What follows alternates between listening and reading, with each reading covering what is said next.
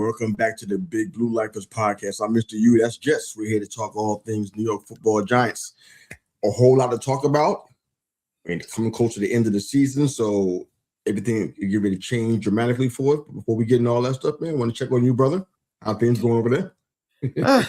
Going all right. Back home for the holidays, as you can see by Eli being back over my shoulder again. That's how you know which house I'm in. Yeah, so back home for the holidays, gonna be here all week, so that's nice. Not like I haven't been here the past few weekends, just because of other holidays and other things going on, going from feels like Thanksgiving to now has just flown by. So coming up on the end of the season, and that means a lot of interesting things are going to be going on for the Giants this offseason. Yeah, more than I think we've seen in a while in regards to changes and opportunities to be hopeful. We're getting all that stuff now, man. I know we want to kick it off at. I guess we'll just start with the low-hanging fruit, and that's the game against the Vikings. I don't even know who's even favored. I don't even look at that anymore because it kind of doesn't matter. I kind of know where we need to be at the end of the game because of what we're trying to accomplish in the draft. But a lot of things to pick out regarding that game against the Vikings. It was definitely tightly contested because of where I was and because of other obligations. I couldn't even watch any of the game, not one pass. So everything I was catching was highlights and things of that nature. So I do know that we can start off here, man. That was probably our quarterback, his worst game as a pro to date. we can start you didn't miss a darn thing, my man. You did not miss anything at all. That was a miserable viewing experience. I feel bad for people that decided that, save up their money, go to an NFL game, go see their favorite team, and their favorite team's the Giants, and that's what they got to see. They deserve a refund. Like, good Lord. Wow. I mean, first of all, both teams didn't really play well. Okay. Giants defense early on was getting bailed out by drop passes and bad throws by McCarthy. I mean, Paulson Adebo's interception was because it bounced off of the wide receiver's chest. Even Jackson Dart's interception that he threw was, it wasn't the greatest pass in the world, but it was right off Theo Johnson's hands. He easily could have, I say easily, he should have caught the ball. Wouldn't have allowed him to get any yak, and he was about to get hit, but hit him in his hands, ball pops up into the air. It was just an ugly game. Rough game all the way across the board, huh? The only bright spot was Brian Burns and Abdul Carter. And the Giants could have won the game. Giants could have won the game if Abdul Carter didn't line up offsides because that negated a Javon Holland pick six. We want to go? No, I didn't want to win. My hope for the Giants in these last two games is that Jackson Dart returns to form, shines, and we still lose. Makes the Giants even more of a desirable landing spot if it looks like, okay, they got the quarterback, they've got pass rushers, we just need to come in here, fix up some things, add some depth. We've talked about this all year. The Giants have pieces. Like, I don't think Dexter Lawrence has truly regressed. I think for some reason they are just utilizing him weird this year. He's not lining up over the center as much in zero. I've seen him out as like a defensive end almost, like with how far they sometimes line him up. The linebacking core is really weak. They need to do something about that. Obviously, corner is still an issue. We're gonna have to make some. We're gonna have to make some tough decisions in the off season where we're gonna have to let some depth go, probably because we don't have as much cap space.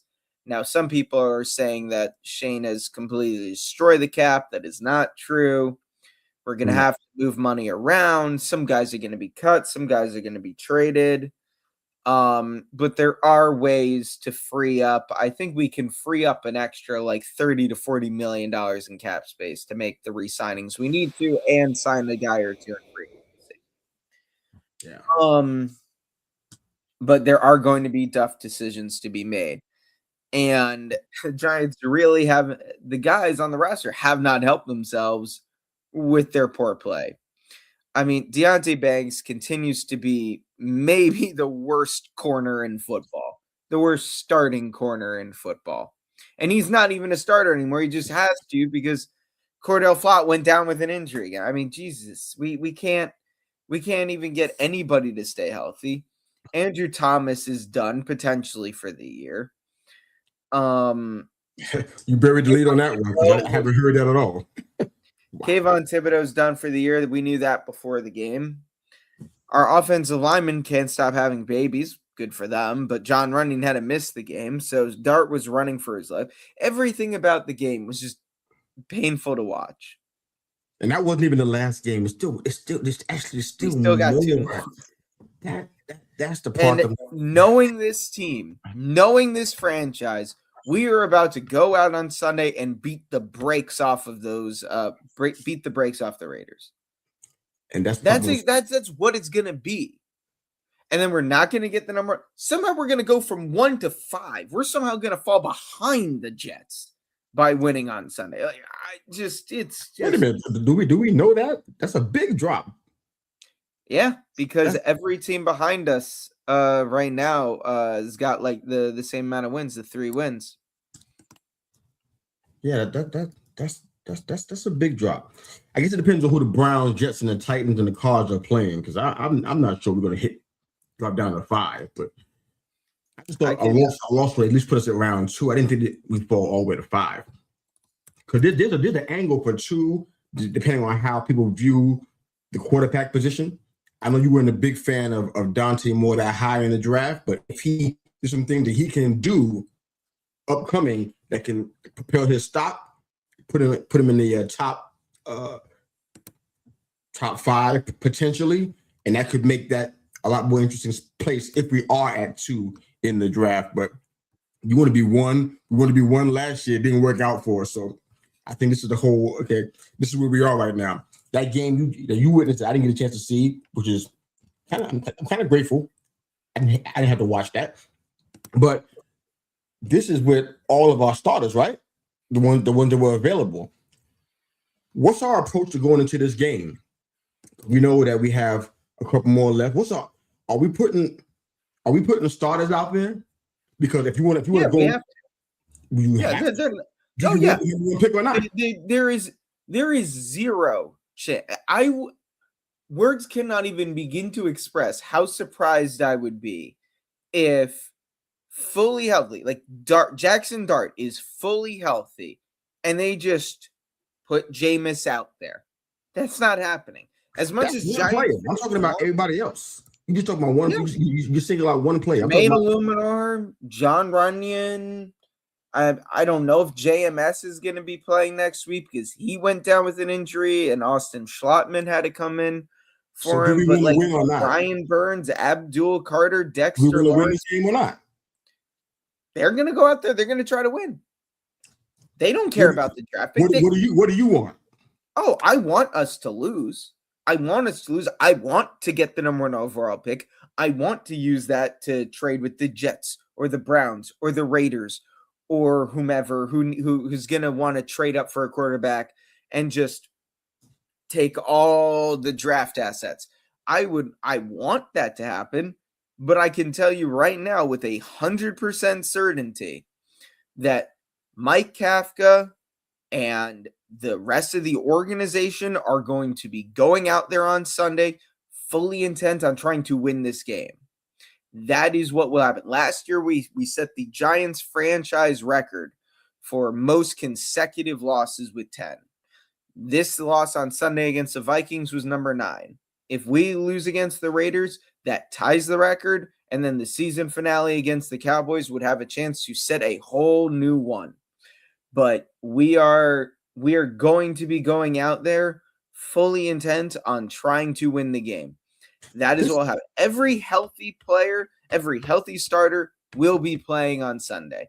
Now, I hope they are smart and that a guy like Andrew Thomas, who it sounds like it was his hamstring, they just shut down for the year, being like, look, even we know this is a lost season. We need you healthy for next year. Focus up on the soft tissue. Don't push yourself. You're done. But if a guy's just a little bruised or banged up, he's playing. See, here's the thing. See, I hear what you're saying. That's why I asked you specifically. Yeah. I'm hearing what the fan base is saying. I know how I feel about it.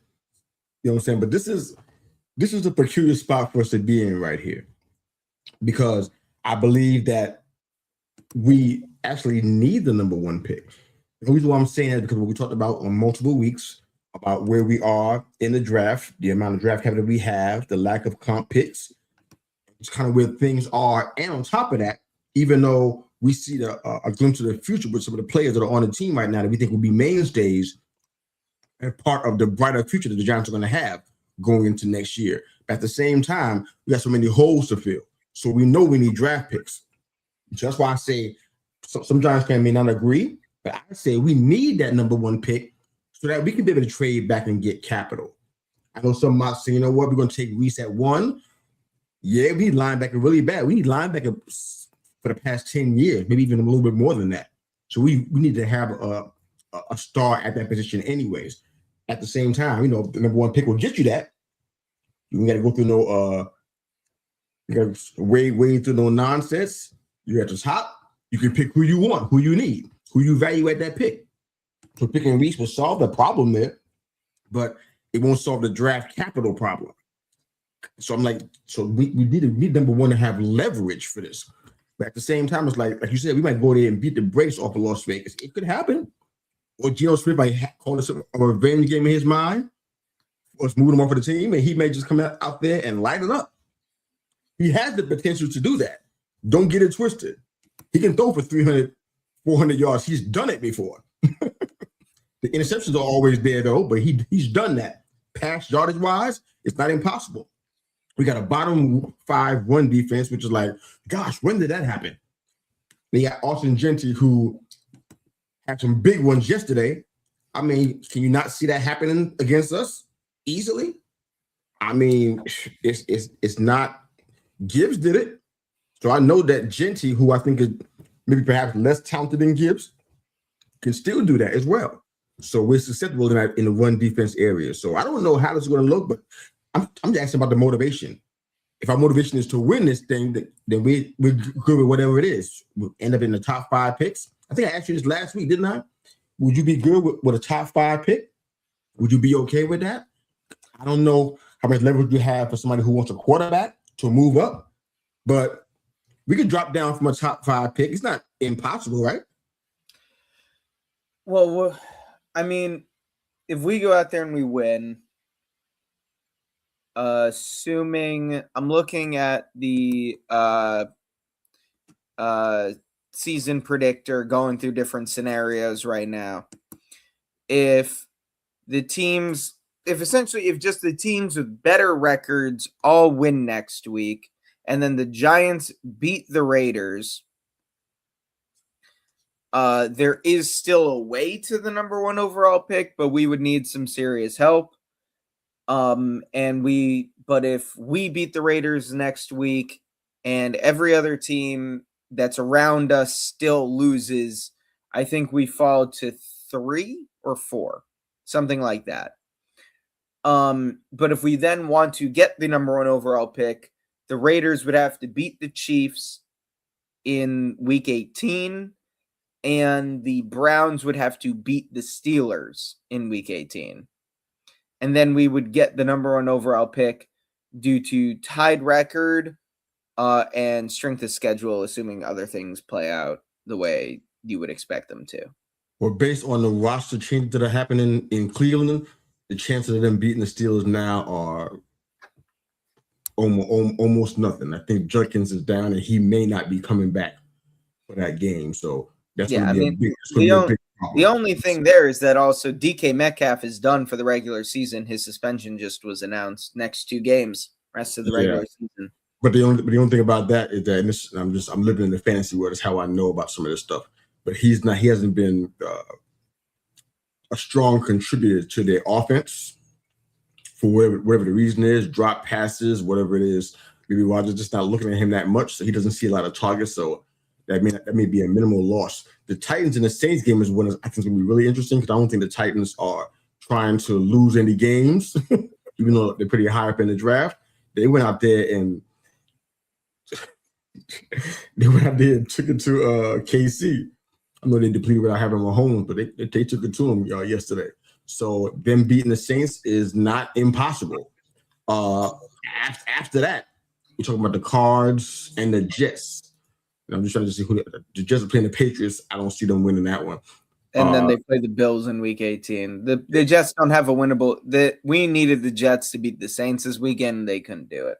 Yeah, they're done. The Cards are playing the Bengals in an away game, so it's like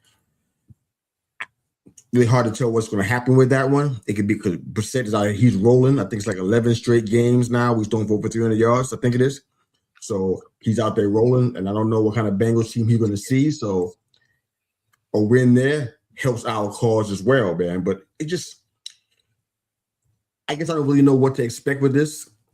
I think we need to get to the point we are okay with being the top 3, top 5 picking team next year because it could potentially happen. We can go out there. If we got all our stars going, who knows? The Raiders may come out there. We got somebody that can stop Brock Bowers. I mean, anything can happen, in that game. After playing the Cowboys, and that's just a game of pride because the Cowboys don't want to lose to us under any circumstance. They put their starters out there. If it was week 20, they don't care. They want to make sure that they beat us, especially being their rivals and whatnot in the division. So I don't know. I think if we lose to the Raiders, I think we're gonna be fine. We're staying at the number 1 pick, but Vegas is saying that the Raiders are going to win by a slight margin. I'm okay with that, whatever. But tell me about how you feel about what you've been seeing with the coaching part, because I know that Cap is fighting for an opportunity. I don't think it's going to happen. I don't think he's a good fit for this. Look like sometimes he's coaching scared. We talked about the past 2 or 3 weeks. It seems to be a lack of competent play calling, lack of creativity from somebody who showed that in KC, but here we've seen it in spots. First drive of the game, I think they were on Minnesota 16, 3 straight run and play. I think you alluded to it offline about how this is 1-1 pass situation. They were 4th and goal on the 5-yard line and didn't kick a field goal to tie it up at 3. Call a pass play. Dart got sacked. Change of possession, ball back to Minnesota. It's just little things like that. It's like, wow. I don't know. When people say, you know what, like Malik Neighbor talking about we losing on purpose, I'm like, when I look at what's happening on the field, I'm like, it's not. I'm not saying that's true, but I can't really dismiss it so quickly because what we see on the field, like, inexplicable. It's like, it was why would you do the worst game plan I've seen in recent Giants history. Like, yeah, but why though? I'm saying, is Malik right? A part of me genuinely thinks that, as we talked about last week, the Dart injury issue, if you like, again, I think it is a stretch to call it that.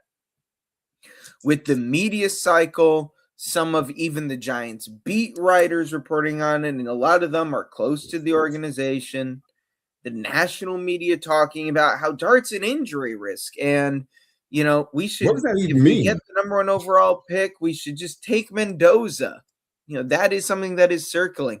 Like, Andrew Thomas is more of a risk than Dart is, if you want to get real about it.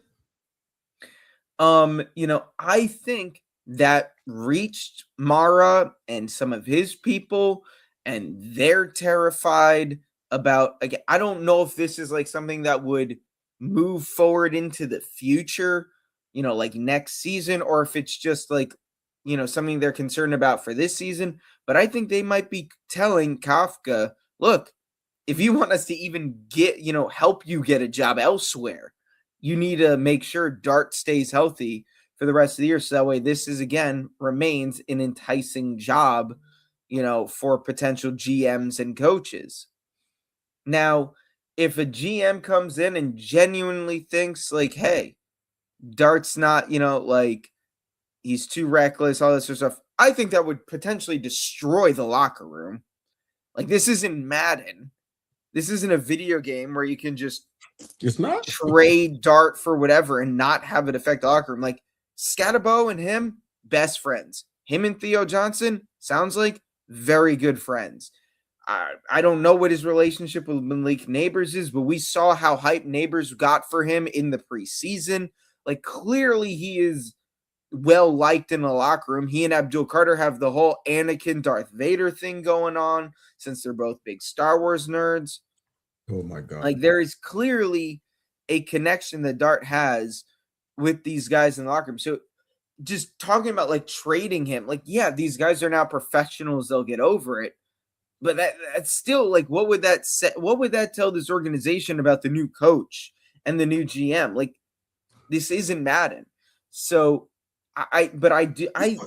there has been a noticeable decrease, not even decrease, regression in Dart since Dable was fired. Now we've only got like a couple of games to work off of for that. But like, I thought Dart struggled a bit, but was overall fine against the Patriots.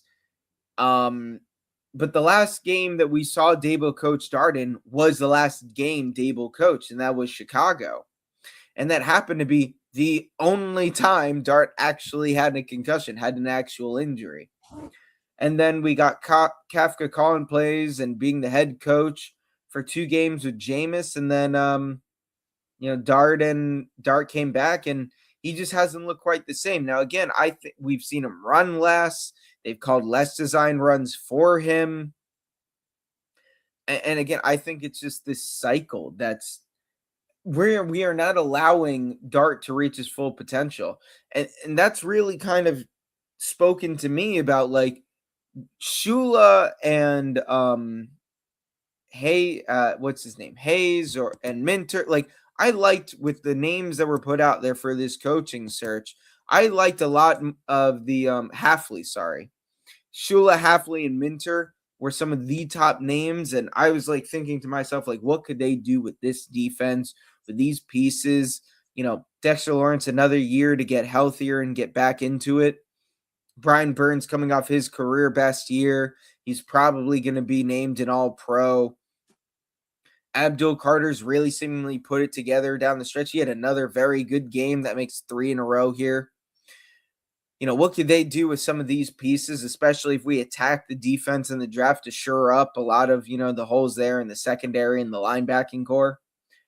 But now I'm thinking to myself, got to be an offensive mind. Oh, wait a minute. Wait, what happened? Where's this coming from? I've seen Dart regress, and I think an offensive mind, someone that like comes in because they believe in Dart the way Dable did, someone who comes in knowing what to do with a quarterback like Dart. Now, okay, I just don't see as many, like, there is no Ben Johnson. There is no offensive wonder kid, coming out this year. The closest thing that there is Kubiak. And I think it would be very interesting to see Kubiak because with what he's done in Seattle, with their running game and Sam Darnold to a lesser degree, like, I think that could be very interesting. There are a couple names out there that are not available right now. And quite honestly, I definitely don't think one of these names will be available. One of them might, but I really doubt both of them. Is Kevin O'Connell and Kevin Stefanski are both names that I'm very confused about the O'Connell one, but apparently there's some concerns, like same with LaFleur in Green Bay, where it's like there's like people that are kind of upset with them because of how much of a step back this year has been compared to expectations. Stefanski, is it finally his time there and in Cleveland? Like, is that done? Those are two, but those would be some interesting names. but neither one of them is technically available right now. So I'm going to continue this conversation under the assumption that they are not. But we need a guy that can help take Dart to the next level. We've seen what Drake, like, if Jackson Dart and the Giants are truly the next New England Patriots, where a couple really rough years, they finally get the first round quarterback. That quarterback has flashes in the regular season. The coaching staff is all let go. A new front office is put in place. A new head coach is brought in. And all of a sudden, they can turn things around. The new head coach brings in an offensive coordinator, and they're able to just get things right with the quarterback. Still have some clear holes, but like all of a sudden now this is a playoff team.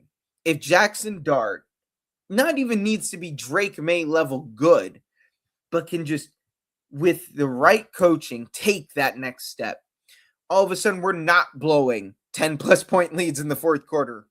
All of a sudden we are able to just go out there, close out some of these games. Dart continues to progress. The team can get and stay healthier. Scatterbo's running through guys. Neighbors is getting open.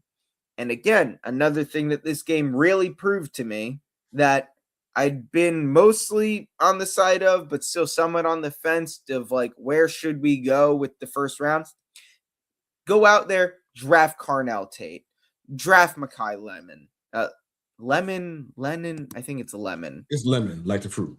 Yeah, that's what I thought. But for some reason, when I said it, it felt like it rolled off the tongue weird. I'm like, wait, did I mess that up? It's lemon. That's right. Mekhi Lemon. Jordan Tyson's a bit like, I think Jordan Tyson is maybe the best of the three, but he has injury issues, and that scares me. But like, Carnell Tate is my number one wide receiver right now. If we can go out, get a guy like that to pair alongside Malik Neighbors, this is why it is so important for us to lose against the Raiders, lose against the Cowboys to close out the year. We need that first overall pick to trade back. Maybe if the Bills just have nothing to play for in week 18, maybe they rest their guys. The Jets get that win. All of a sudden now the Jets are at 5 or 6. Like, if we can just trade back this pick, accumulate assets, just put ourselves in the best possible position moving forward. Like, I really do think the right coaching staff, like, the pieces are here. We are not the Titans where you look at draft needs and it's everything. I truly don't think we are that far away. Like, I do the number one seed in the AFC is the Denver Broncos. We had a historic collapse against them, but we should have beaten them. One of the top 3 seeds in the NFC, Chicago Bears. We were beating them, blew another lead in the fourth quarter. Like, we were right there in so many of these games. We are closer than I think a lot of people think we are. But we just need the right pieces to put it together. And that starts with the front office. That starts with the coaching staff. But if we can get the number 1 overall pick, be the most enticing destination possibly in recent years of any team, with the pieces we have, with the assets that we will have, with the quarterback seemingly already in place, I think we are right there. And I think a guy like Kubiak could be the answer for us. All right. Well, when you go on long like that, I have multiple points I have to try to remember. My memory is not that great. I don't know why you torture me like this. But it's just the thing that I feel like it's the whole thing about Dart being traded. I just cringe when I hear that. I'm like, what are we talking about? This is it's just like trying to get a house and you haven't seen it. All you saw was a picture. You didn't see the actual house. Nobody feels comfortable buying that house. Mendoza is a house you haven't seen in the NFL. You see him in Indiana, but you haven't seen it in the so-called pro-style offense, but you haven't seen him in the NFL. You've seen Dart. You've seen what he can do, and you mentioned all the relationships, all the things that are kind of already beginning to take shape and very positive for the team's future. Why are we even talking about that? And it just reminds me about the fact that we can't trust these New York Giant publications, these so-called WFAN. That's just one. I'm talking about the other ones too. I'm not gonna name them. I'm gonna give them no credit on this podcast, but most of them no more than clickbait. They're the main one talking about we should trade Dart to who, for that matter, and take Mendoza at one. That kind of stuff. It really speaks to the worst part of the Giants fan base. We got some seedy characters out there who just I don't know how I can say they're really Giants fans because they're negative. They haven't been. They were negative the day after the Super Bowl. I remember these jokers. They had nothing good to say. Well, about a week after the Super Bowl, they had nothing but negativity to say. You just won the doggone Super Bowl in surprising and historic fashion against a juggernaut, against Tom Brady, who was considered the GOAT in the New England Patriots. And they still had something negative to say, a whole bunch of negative to say. These kind of publications speak to that kind of stuff. So I ignore that kind of stuff. I don't expect it to be traded now at quarterback. I don't care who comes in. I think they have to understand that Dart is our quarterback. Make it work. At least give it a try for 3 years. If you don't think it's working in your tenure, then consider moving on, go into the draft, and get somebody you really want. Hopefully not Archie Manning, but whatever. So for me, I'm not really getting where some of that stuff is coming from. Honestly, it's just been so many things I saw in the offense recently that it's really giving me a lot of pause. But bottom line is that Dart's best friend couldn't catch passes just yesterday. The O-line was depleted, like you said. It was just a nightmare. But I'm questioning one thing you said. I want to kind of get into it a little bit.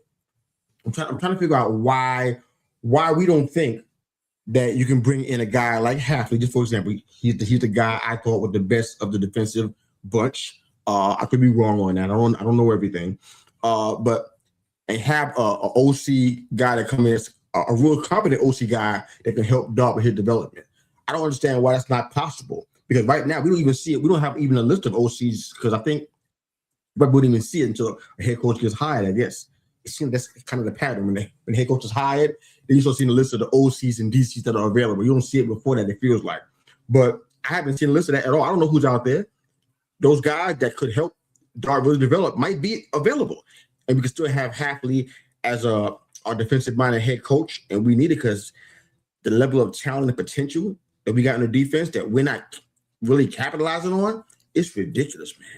We got to make that thing turn. We got to turn that thing around. So I'm not really against having. I mean, conversely, we do the same thing. Get an OC-minded coach, like you said, a guy like I guess like a McCarthy, which is not. I'm not a super fan. McCarthy, Kubiak is not a name I'm against at all. Kingsbury, I suppose. I just kind of just feel like I don't know if I can trust him as a head coach. Everybody has to kind of have to learn and kind of take their chances and figure stuff out. So especially if you're a first-time coach like these guys are, because all of those except McCarthy are first-time head coaches potentially. So it's like you don't know what you're gonna get. But we can do that in that reverse of your scenario and get a DC that is just able to galvanize that D line. It's not impossible. That's what their job is. That's what coordinator jobs are for. So I don't know. It's a tough question that you asked offline. Should we get an offensive-minded coach or a defensive-minded coach? Honestly, I really don't know the answer. If you guys are watching and listening and you're Giants fans, you tell us.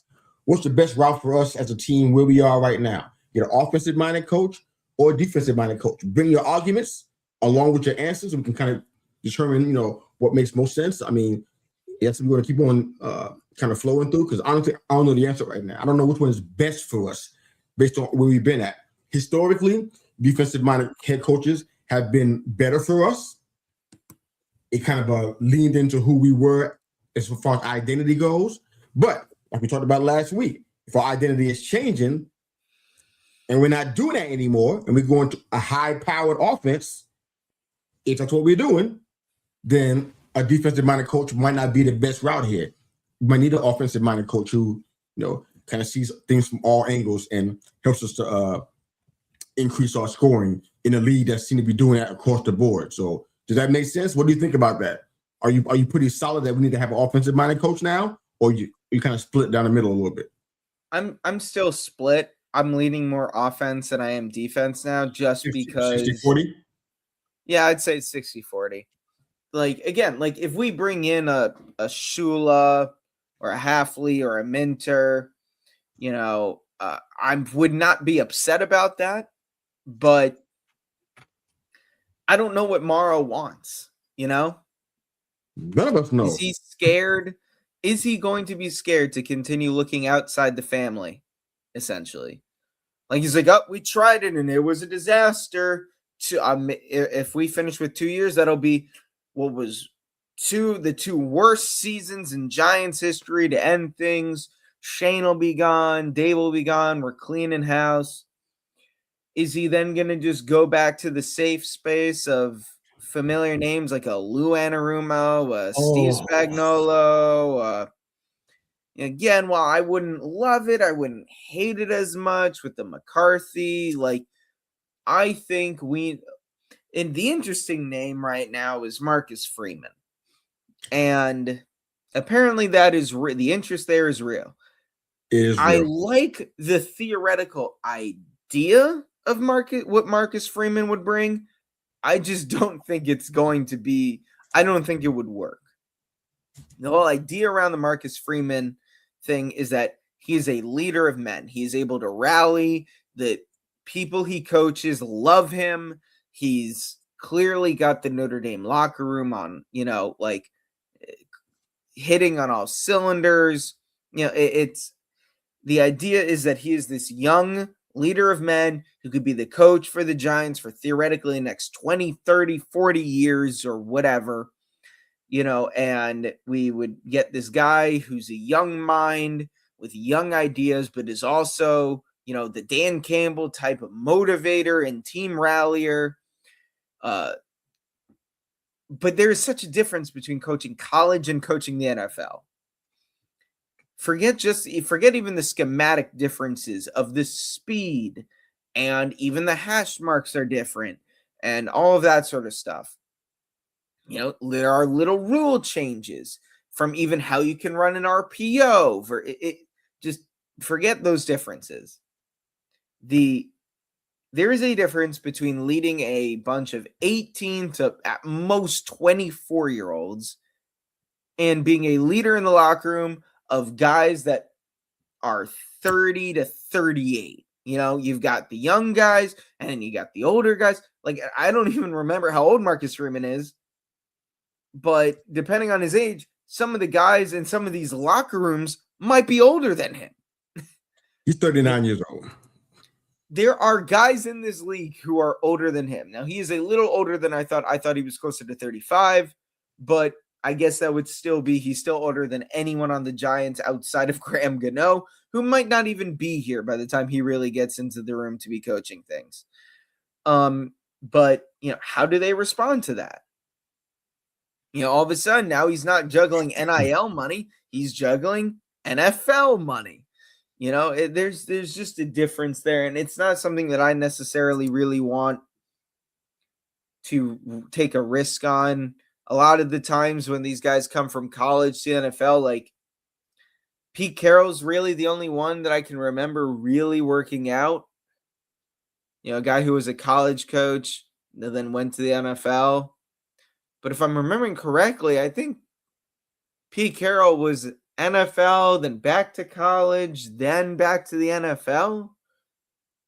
So Freeman has no NFL experience. So my number one name right now is Kubiak. Number two is Shula, because I think if he were to bring in an OC, it would be someone else from the Sean McVay coaching tree. And I really like what they do offensively. But yeah. That's where I stand. Well, just for context, it's hard to believe that Marcus Freeman is the leading candidate. I feel like I don't know if he's leading, but he's one of the fair. He made that top 5 list. These are not my words, just to be clear. I'm reading this and I'm telling you this. He's one of the leading. I don't see that. All the names that we named, because we're a franchise that needs stability. That's clearly been seen. Coaching staff has been a turnstile for many, many years now. But just for context, he finished 10-2 this year, narrowly missing the college football playoffs. 38-10 record overall.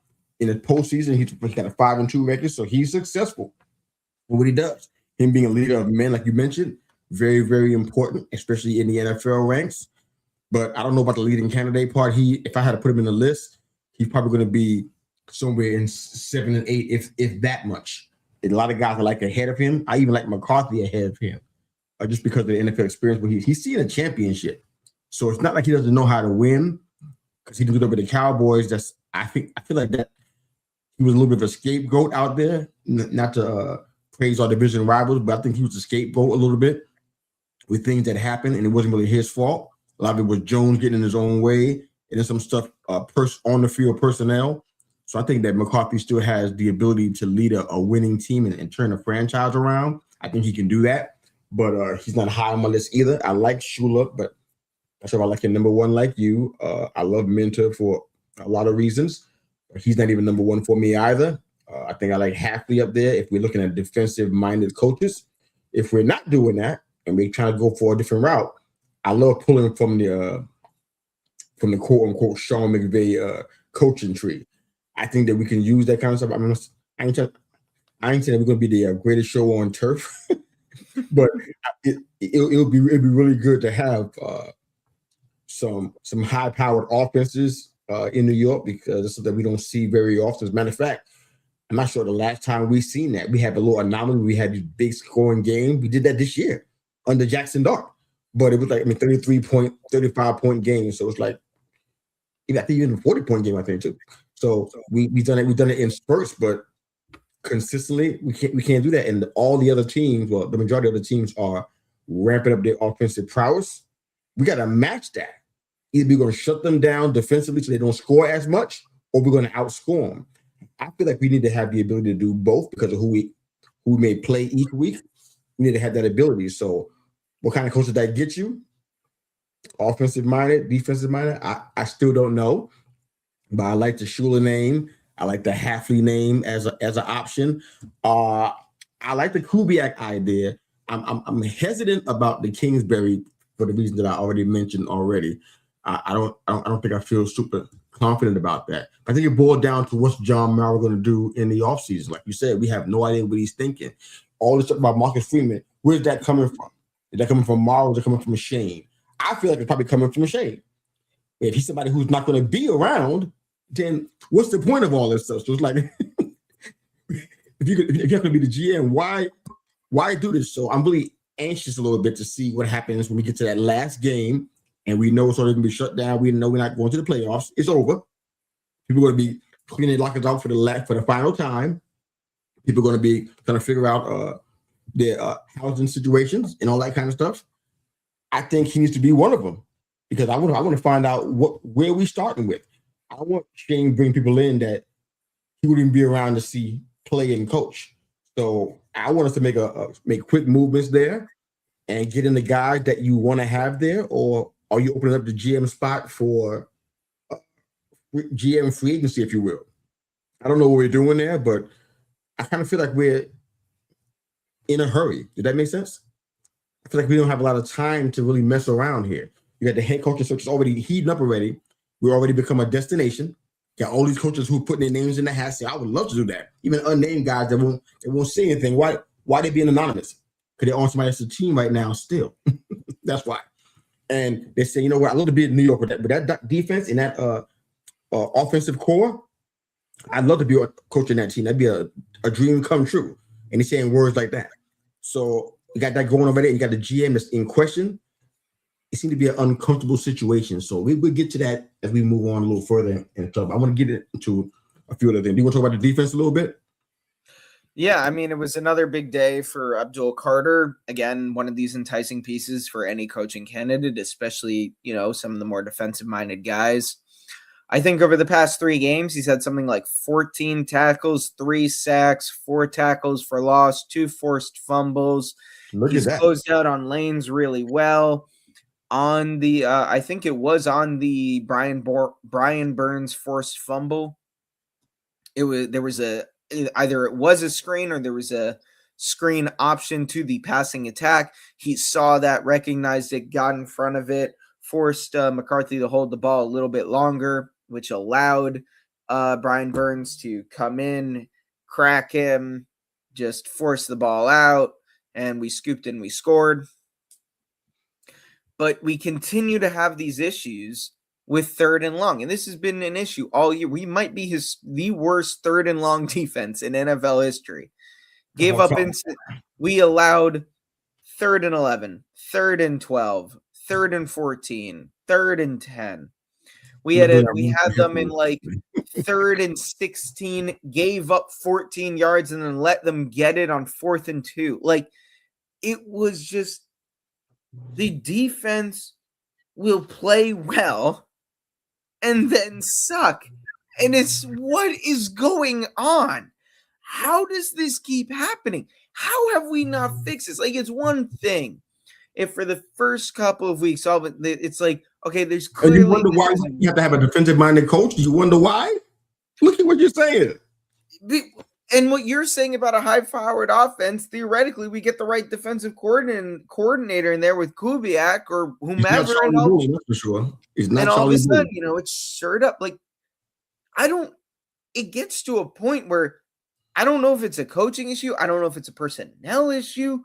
Like, is it that our safeties and our linebackers just aren't closing off fast enough? Like, I don't know what it is, which is why, like, I think one of the things, like, if we get a defensive-minded coach, we have to draft a wide receiver like a Carnell Tate in the first round. But if we can get the first overall pick, trade back with the Jets, get the Jets pick this year, which will probably be somewhere between 4 and 6. Why we accepted the Jets being the one that we trade back to? Because, and I'll tell you why in a second. And better offer some other people. But go ahead. Well, because, and I'll tell you why in a second. Because with the Jets specifically, we get their first round pick this year. We get the Colts first round pick this year. Then we would get probably a second round pick this year. And we then probably also get a first round pick next year, at least. A package like that is very much on the table. And that's not even the best one that we saw when we did the mock draft together 2 weeks ago. We saw one that was better than that you liked a lot more. Remember? No, the Jets one was my favorite. The other one that I considered was the Browns one. That was not true.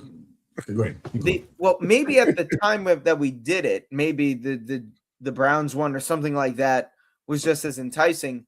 But as of right now, the Colts are free fall. The Colts probably lose tonight and then lose out, meaning they miss the playoffs.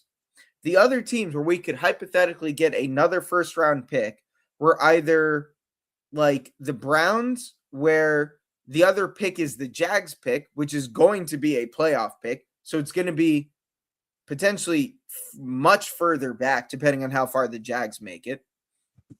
We could trade back with the Rams, in which case we'd be getting Atlanta's first round pick this year, which will probably be closer to 8 to 12 than 4 to 6.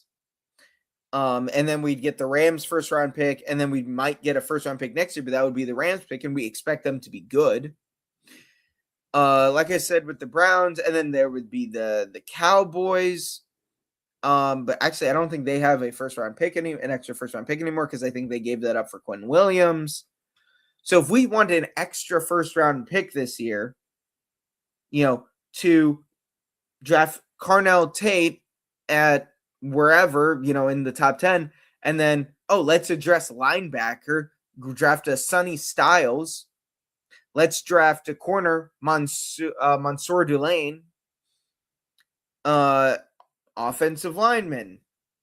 If we want to go into the interior, there's Ione out of Penn State. Mm-hmm. There are options here, but we're going to need a second first round pick this year, which is why I think the Jets are the most enticing one, because they will have the 2 highest combined, picks there, as well as more than enough future assets to add even more to the package, as it were. We both went Right. So I don't know if that makes sense, if I just rambled on saying a whole bunch of nothing. Well, you went out for a little bit, so some of your nothing was really nothing because I don't think any of us heard it because you went out completely. All right, so I'm a bit rambly today. you're rambling every day, but I love you, man.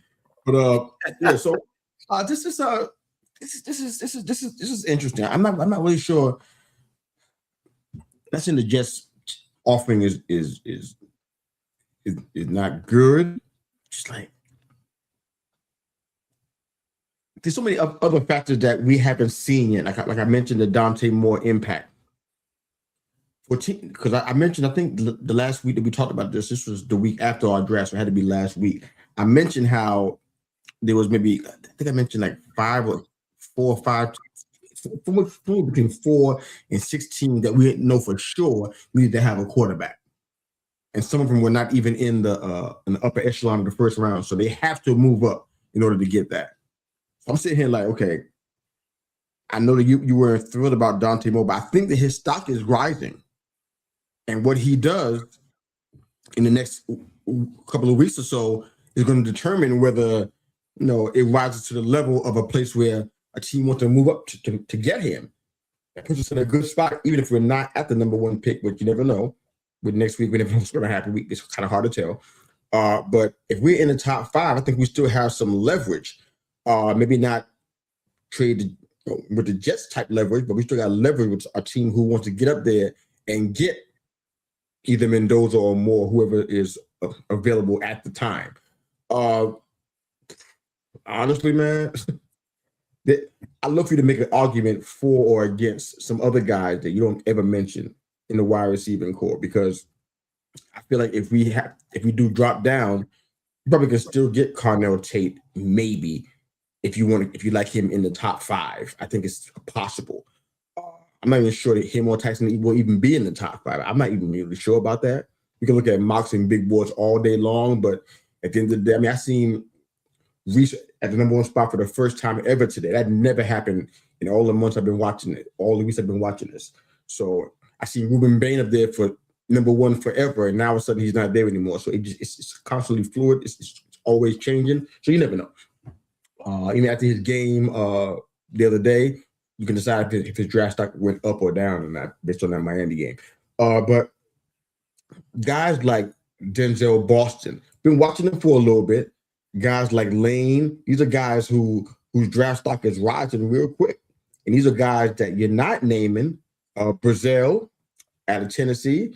A third guy you don't name very much. You mentioned Tyson and Lemon. And I think those are the main guys that you have been talking about. But and Tate, excuse me. So Tyson, Jordan Tyson, Carnell Tate, and Mekhi Lemon. But guys like Boston and Brazil and Lane, when I look at the measurables and I look at height, reach, all that kind of stuff, these guys are they measure up very, very well, very comparable to the other guys. It's just a matter of how they fit in certain offensive. If your offense is a timing-based passing game, some guys like a Denzel Boston, they'll fit right in. He's very good at route running. He's I won't say elite, but he's very, very good at contested catching. Brazil is one of those guys that he understands. He's not using his height to his advantage. I mean, he's kind of like he's compared to a guard playing center in basketball. Weird comparison, but kind of like that. He knows to use his body to get leverage.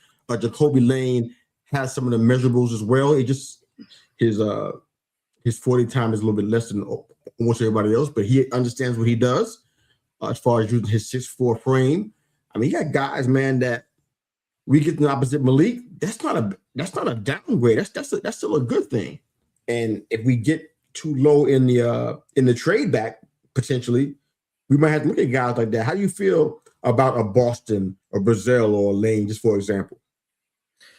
I wouldn't mind really any of them. The reason why I'm a little lower on Mekhi Lemon compared to the other in the top 3 is the size. Yeah. He's not undersized by any mean. He is 5'11". He's like 190, 200 pounds. Like Makai Lemon, Casey Conception or Concepcion, however he pronounces it. Even a guy like Jeremy Bernard out of Alabama. These guys are all around 5'11", 6 foot. They remind me size-wise a bit, they're similar to Malik Neighbors. I want a guy that's a bit bigger, that can go up and get the ball, who can play with size and leverage, knows how to box out, put them on the back, hit with their route running, and really just maneuver the defender as he wants them to be moved. Carnell Tate is exceptional at that. He's an exceptional route runner. He's a bit faster than you would expect a guy at 6'3" to be. But a guy like a Boston, who's 6'4", 210. Chris Bell, 6'2", 220. Chris Basil is 6'5", 200. These are guys that are a bit bigger. Now, Chris Bell, I believe, is coming off an ACL. I don't know if we want to go that route. Elijah Sarrett. That's why they mention him. Elijah Sarrett out of Indiana is another guy who's 6'2", 210. Jacoby Lane, guy you mentioned, 6'4", 200. There are plenty of options here. Right now, according to Tankathon, Jacoby Lane is a back of the second round pick. That's where they have him going. And I'm not totally sure why, but I get that. I like Boston and Brazil a lot more. That's why I named them first. But I get that. If Boston and Brazil, if we get them in the first round, they would be back end of the first right now. I think that's where most people have them going. Yeah. Again, that can all change once a combine is done, and we get a lot of the interviews. We're really gonna see there. Yeah. But I do think Dante Moore, going back a bit to what you were bringing up earlier, I think Dante Moore is going to essentially make or break how the first round plays out. Because if Dante Moore chooses to go back to college and Ty Simpson also decides to go back to college, but I think much more Dante Moore, Fernando Mendoza will be the only first-round graded quarterback this year. And I truly believe that. No other quarterback right now, I think, is even being considered in the first round. It's him and Dante Moore. Ty Simpson was at one point and now isn't because of his slump of play in the middle. And now is again, according to something I read yesterday, now he's being considered again, making a push. I'm like, all right. It's we're football fans are very reactive. I don't. You bet. So, but he did have a strong, essentially second quarter on against Oklahoma, and that was a very good defense he played against. But at the end of the day, I think Dante Moore is going to have a much larger impact. Because all of a sudden, if Dante Moore chooses to go back to college, and Fernando Mendoza is the only first-round graded quarterback, the only guy that's considered that blue chip quarterback prospect, whoever holds that number one overall pick, oh boy, did that thing's value just go up. Because now a team like the Raiders or the Jets, or if the Browns want it, Cardinals want it, all of a sudden now there's only one. So how much are you willing to give up? What are you willing to give up is the question. And now a team can't be like, look, yeah, we like Mendoza, but we really like Moore too. We can afford to wait and trade to 3 or something like that. There's none of that. It is just whoever holds the first overall pick holds the golden ticket. And even though Fernando Mendoza would not be comparable to as a prospect to the likes of Caleb Williams or Drake May or any of, like some other top tier guys, in my opinion, in recent years, when you're the only one, you're valuable. So Dante Moore's decision, I think, will really shape how this draft goes. It really depends on what teams want. And honestly, I know we don't have enough time to get into that. Maybe we can put that on the docket for the next time we get together.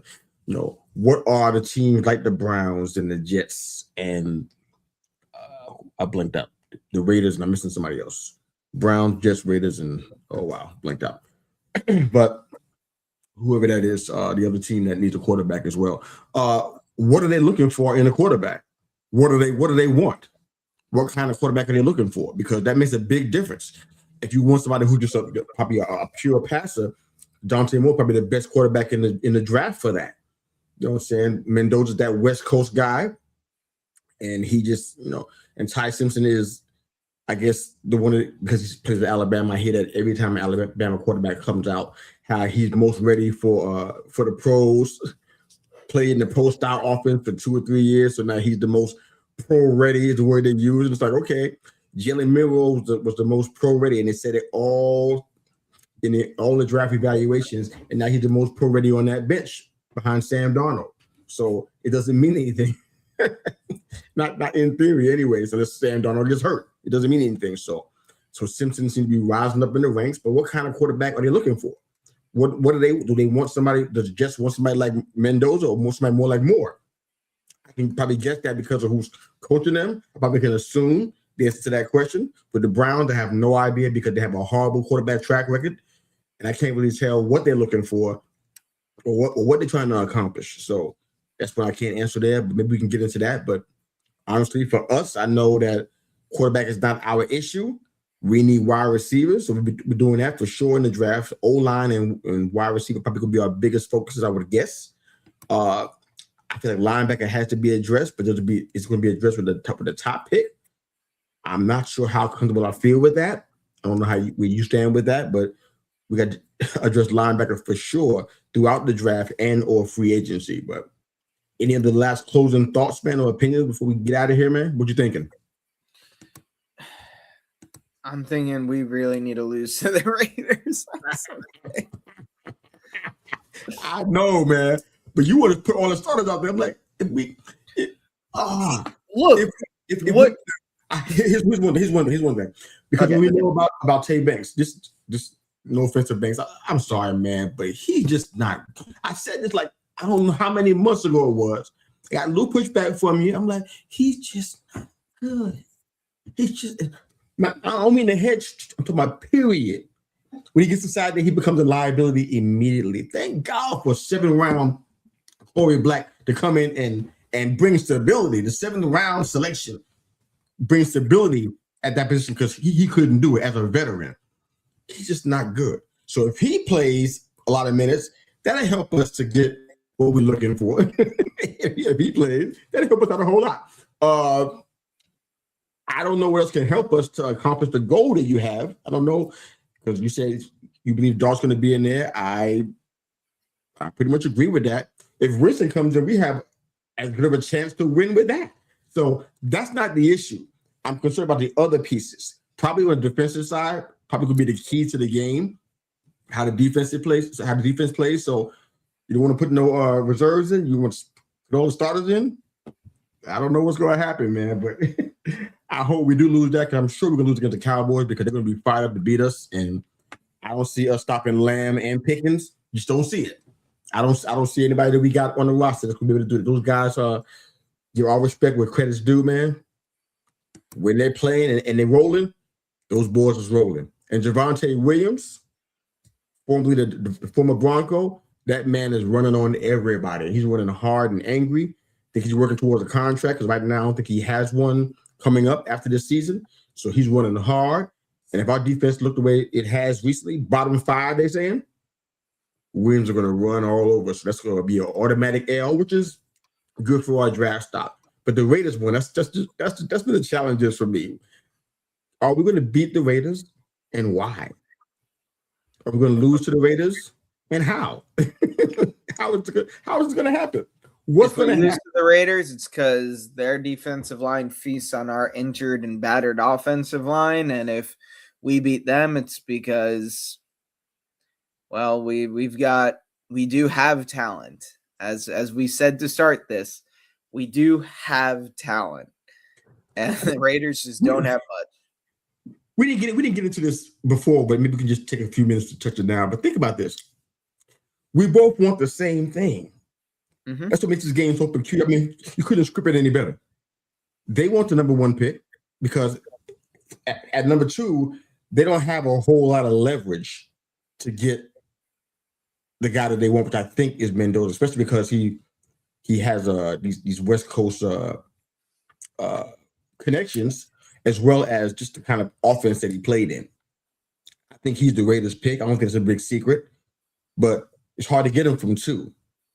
But from one, you're assured you can get the guy you want without any hindrances, and you can, without any obstruction, you can get the guy you want. But how do you do that if you go out there and win the game? You can't. So I said the Raiders don't want to win either, right? To get who you want. So what are they going to put out there to make sure that they don't win the game? What are we going to do? Because we don't want to. Do we want to win it? I know you and I want, but do the Giants want to win that game? The Giants absolutely want to win that game. The Giants want to win that game. The people in the front office, the people in the locker room, on the coaching staff, they want to win. You and I know that, objectively speaking, for the long-term future, it is most likely, barring some, we just cut Jalen Hyde. We signed this random guy off the practice squad, and he ends up becoming Jerry Rice and Randy Moss combined. Like something like that is not happening. Like, we're not discovering something new in some guy that now makes the roster and is just this unbelievable difference maker. Like, there's no Disney movie discovery going on in week 17 of the NFL season here. Nothing like that. Our Kurt Warner ain't coming in week 17, so it's not, barring something like that happening, there is nothing I personally believe the Giants can gain from winning this game outside of pride and professional standing. But that's all the guys in the locker room care about. They have to win so they can earn, bonuses in their contract. They have to hit certain stats and to get more money. They want to be fun. They don't like losing, and it's completely understandable.